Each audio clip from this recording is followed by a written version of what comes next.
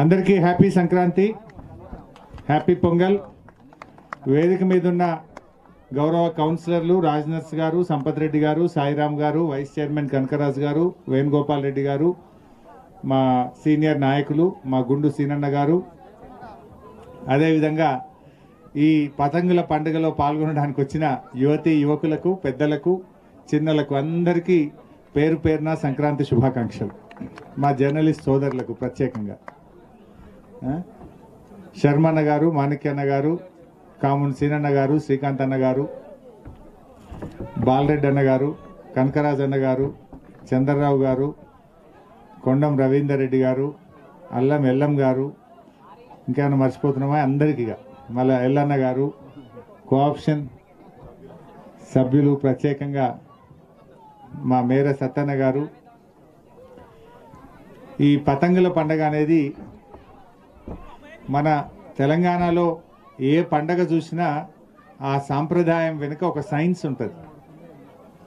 మనమందరం అనుకుంటాం పండగ అంటే ఆ పండగ వెనుక మన పూర్వీకులు ఎంతో ఆలోచనతో, ఒక విజ్ఞానంతో కార్యక్రమాల్ని రూపొందించారు.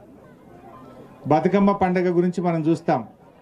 రంగురంగుల పూలతో పేర్చిన బతుకమ్మను చెరువులో వేస్తే ఆ చెరువులో ఉండే నీళ్లు శుద్ధి చెందుతాయి.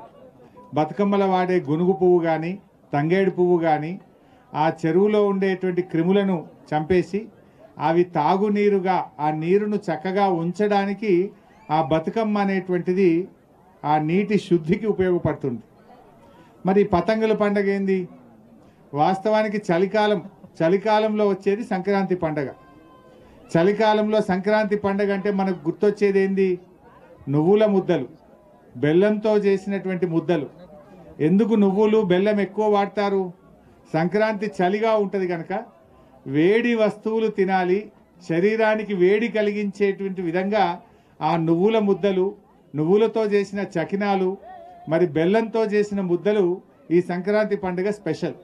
అంటే మనుషుల్లో వేడిని, తన శరీరంలో వేడిని ఉత్పత్తి చేసే రకమైనటువంటి పిండి వంటకాలను సంక్రాంతి పండుగగా తయారు చేస్తాం. సంక్రాంతి అంటేనే నువ్వులు ఎక్కువ వాడతాం. ఏం చేసినా నువ్వులే ఉంటాయి. అంటే ఆ నువ్వులు శరీరానికి వేడిని కలిగిస్తుంది, శరీరంలో వేడిని పెంచుతుంది. అదేవిధంగా మరి పతంగులు ఏంది? జనరల్గా వానకాలం ఏంటంటే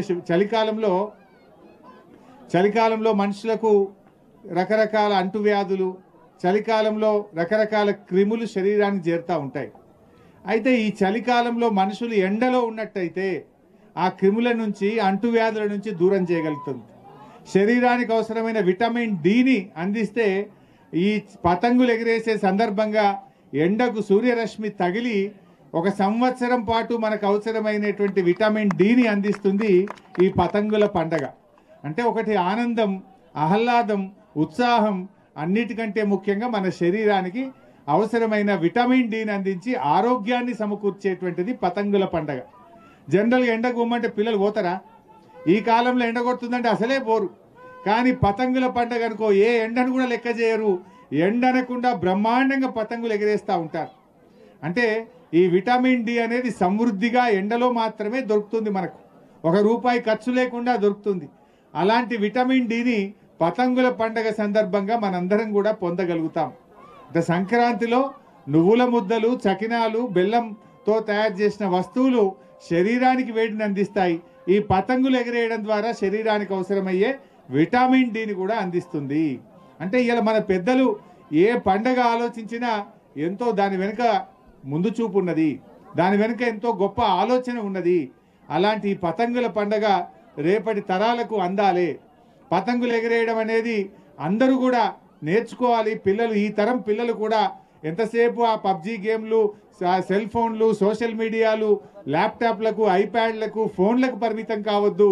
ఎండలోకి రావాలి, ఇలాంటి గేమ్స్లో పాల్గొనాలి. సూర్యరశ్మి వాళ్ళ కళ్ళల్లో, వాళ్ళ శరీరం మీద ప్రసరించడం ద్వారా కళ్ళకు ఆనందం, శరీరానికి ఆరోగ్యం. ఇలాంటి ఒక మంచి కార్యక్రమాలు జరగాల్సిన అవసరం ఉంది. పతంగిని మనం గాల్లో ఎగిరేస్తాం. ఆ పతంగికి ఆధారం ఏంటిది?